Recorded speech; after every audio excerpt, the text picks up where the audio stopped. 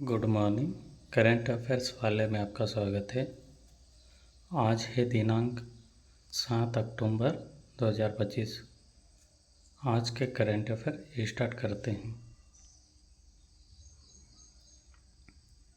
प्रश्न नंबर पहला, निम्न में से किस दिन विश्व शिक्षक दिवस मनाया जाता है? 2 अक्टूबर को, 3 अक्टूबर को, 4 अक्टूबर, 5 अक्टूबर। इसका सही उत्तर हो जाएगा ऑप्शन डी, 5 अक्टूबर को। 5 सितंबर को शिक्षक दिवस मनाया जाता और 5 अक्टूबर को विश्व शिक्षक दिवस। इसके बारे में अतिरिक्त दिवस जानते हैं अक्टूबर महीने के। विश्व वृद्धजन दिवस 1 अक्टूबर, गांधी जयंती अंतर्राष्ट्रीय अहिंसा दिवस 2 अक्टूबर, विश्व शिक्षक दिवस 5 अक्टूबर, विश्व मानसिक स्वास्थ्य दिवस 10 अक्टूबर, विश्व खाद्य दिवस 16 अक्टूबर, अंतर्राष्ट्रीय गरीबी उन्मूलन दिवस 17 अक्टूबर, संयुक्त राष्ट्र दिवस 24 अक्टूबर, राष्ट्रीय एकता दिवस 31 अक्टूबर। प्रश्न नंबर दूसरा, निम्न में से किस शहर में भूमि एवं आपदा प्रबंधन पर राष्ट्रीय सम्मेलन आयोजित किया गया है? ए पटना, बी चमोली, सी गांधीनगर, डी भोपाल। इसका सही उत्तर हो जाएगा सी गांधीनगर। भूमि प्रशासन और आपदा प्रबंधन पर 2 दिवसीय राष्ट्रीय सम्मेलन गुजरात गांधीनगर के महात्मा मंदिर में शुरू। भूमि प्रशासन और आपदा प्रबंधन पर 2 दिवसीय राष्ट्रीय सम्मेलन आज गांधीनगर के महात्मा मंदिर में शुरू हुआ है। गुजरात के मुख्यमंत्री भूपेंद्र पटेल ने भूमि अभिलेखों के डिजिटलीकरण और नागरिक केंद्रित दृष्टिकोण को बढ़ावा देने की बात कही। उन्होंने जमीनी स्तर पर भूमि अधिकारों को सुनिश्चित करने के लिए स्वदेशी प्रौद्योगिकी उपकरणों का लाभ उठाने का महत्व पर जोर दिया है।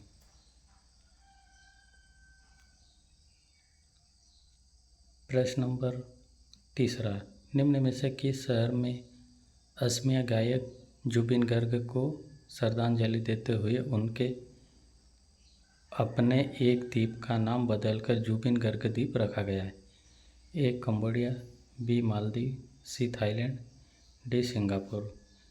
इसका सही उत्तर हो जाएगा डी सिंगापुर। वही सिंगापुर ने जुबिन गर्ग को श्रद्धांजलि देते हुए उस द्वीप का नाम जुबिन गर्ग द्वीप कर दिया है जहां उनका निधन हुआ था। सिंगर जुबिन गर्ग की मौत 19 सितंबर को सिंगापुर में ही हो गई थी।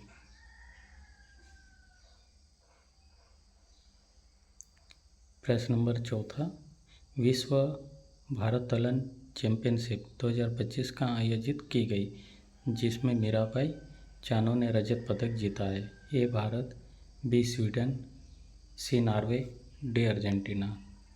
इसका सही उत्तर हो जाएगा सी नॉर्वे। मीराबाई चानू ने नॉर्वे में विश्व भारोत्तोलन चैंपियनशिप में महिलाओं के 48 किलोग्राम भार वर्ग में रजत पदक जीता। नॉर्वे में फोर्डे में विश्व भारोत्तोलन चैंपियनशिप में भारत की मीराबाई चानू ने महिलाओं के 48 किलोग्राम वर्ग में रजत पदक जीता। चानू ने 84 किलोग्राम स्नेच और 115 किलोग्राम क्लीन एंड जर्क सहित कुल 199 किलोग्राम भार उठाकर दूसरा स्थान हासिल किया। इस स्पर्धा में कुल 213 किलोग्राम भार उठाकर कोरिया की पिछले साल की विश्व चैंपियन री सोंगगम ने स्वर्ण पदक जीता है।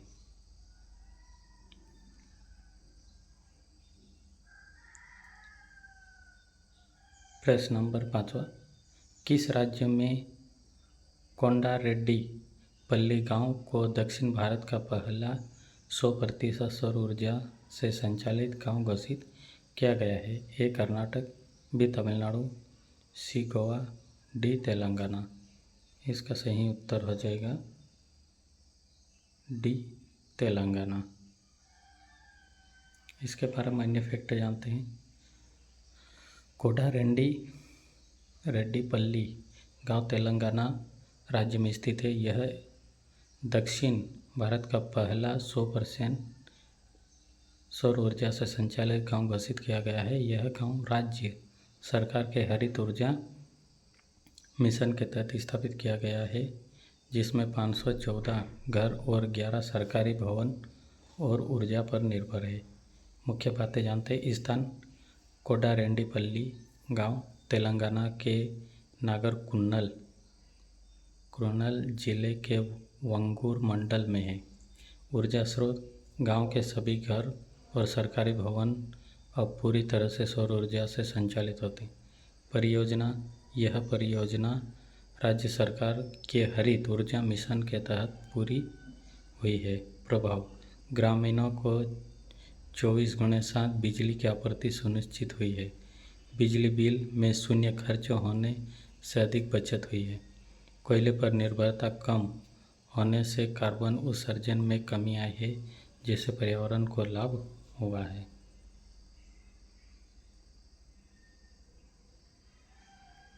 प्रश्न नंबर 6, निम्न में से कौन हिम तेंदुओं की पूर्ण जनसंख्या का आकलन करने वाले भारत का पहला राज्य बन गया है?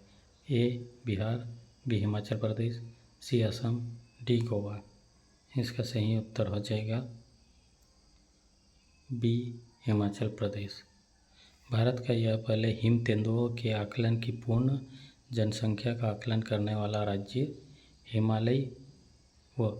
हिमाचल प्रदेश है, जिसने 2021 में हिम तेंदुओं की जनसंख्या और उनके शिकार के मूल्यांकन को पूरा किया था। भारत का पहला राष्ट्रीय सर्वेक्षण 2019 से 2023 के दौरान आयोजित किया गया था, जिससे 718 हिम तेंदुओं का अनुमान लगाया गया। प्रश्न नंबर 7, निम्न में से किस देश को सामाजिक सुरक्षा में उत्कृष्ट उपलब्धि के लिए ISSA पुरस्कार प्रदान किया गया है? A Bharat, B America, C Brazil, D Canada. इसका सही उत्तर हो जाएगा ए भारत।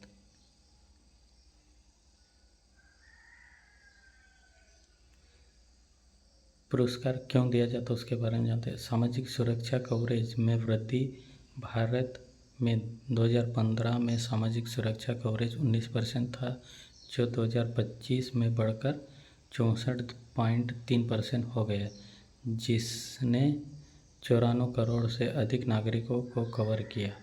ई श्रम पोर्टल की सराहना ISSA ने 4 वर्षों में 30 करोड़ से अधिक असंगठित क्षेत्र के श्रमिकों को पंजीकृत करने वाली परिवर्तनकारी ई श्रम पोर्टल पहल की सराहना की।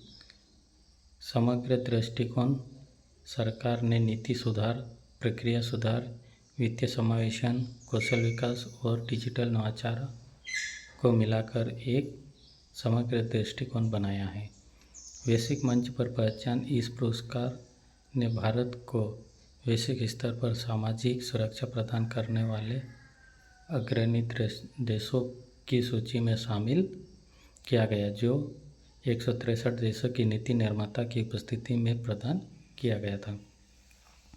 पुरस्कार का महत्व। ISSA पुरस्कार हर 3 साल में विश्व सामाजिक सुरक्षा मंच पर प्रदान किया गया है। भारत यह पुरस्कार पाने वाला 5वां देश बन गया। यह पुरस्कार भारत के सामाजिक सुरक्षा कवरेज और समावेशी सामाजिक सुरक्षा के क्षेत्र में की गई प्रगति को वैश्विक स्तर पर मान्यता देता है।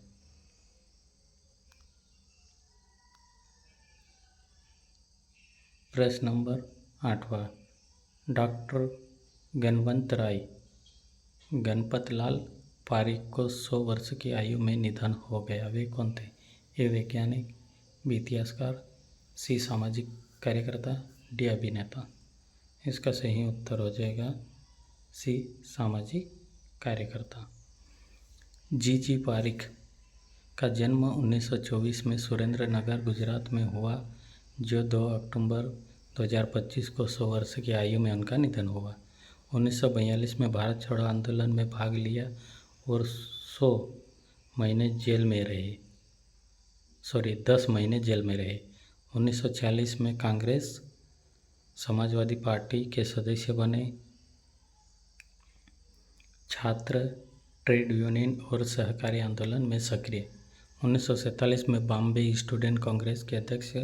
1950 के दशक में जनता साप्ताहिक के संपादक। महाराष्ट्र के रायगढ़ में यूसुफ मेहर अली सेंटर के सह संस्थापक भी रहे।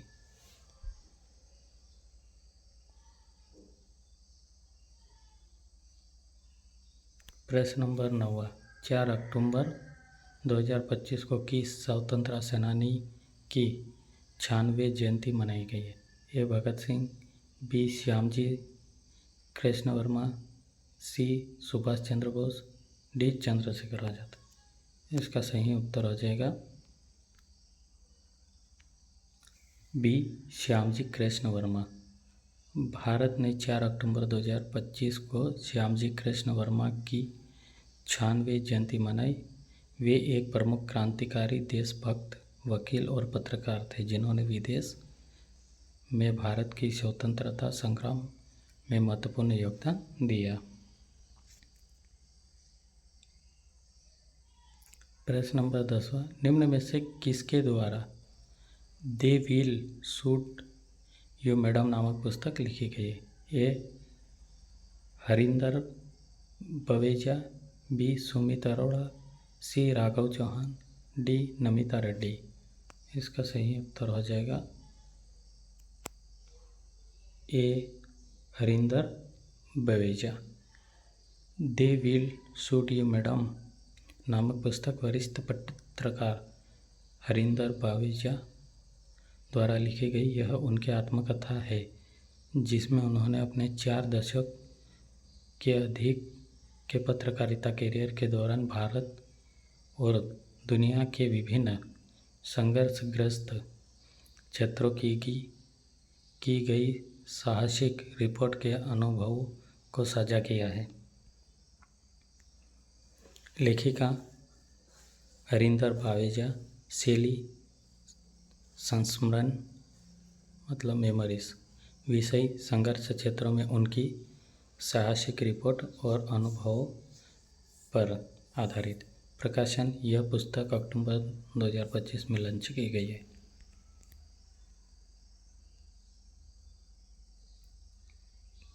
प्रश्न नंबर 11, निम्न में से किसे 2025 में दुनिया के सबसे अधिक आबादी वाले शहरों की सूची में पहला स्थान दिया गया है?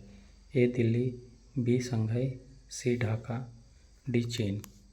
इसका सही उत्तर हो जाएगा डी चीन। 72 मिलियन से ज़्यादा निवासियों के साथ चीन का ग्वांगझोउ दुनिया का सबसे बड़ा शहर है।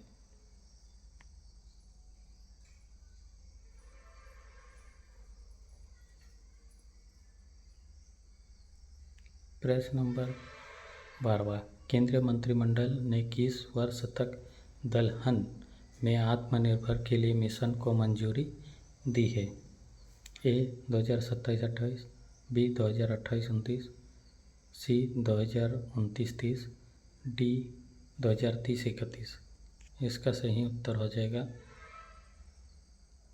डी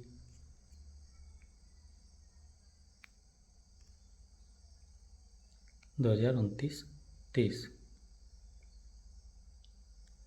समय 6 वर्ष 2025-26 से 2030-31 तक वित्तीय परिव्यय 11,440 करोड़ रुपये।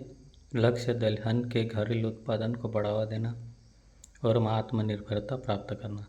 मिशन के तहत जलवायु अनुकूल और उन्नत बीज किस्मों के विकास एवं प्रसार, फसल कटाई के उपरांत की अवसंरचना के विकास, मूल्य संवर्धन आदि के लिए कई पहलें आरंभ की जाएगी।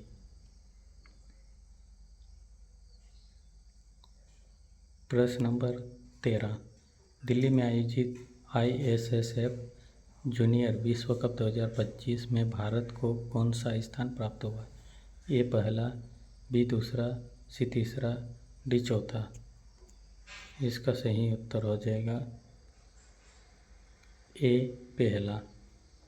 दिल्ली में आयोजित ISSF जूनियर विश्व कप 2025 में भारत ने 26 पदक के साथ पदक तालिका में पहला स्थान हासिल किया है। प्रतियोगिता के 7 दिनों में भारत ने 8 स्वर्ण पदक, 9 रजत पदक, 9 कांस्य पदक जीते हैं। इस तरह इस प्रतिष्ठित टूर्नामेंट में शीर्ष स्थान पर रहा है। भारत की पदक तालिका कुल 26 है।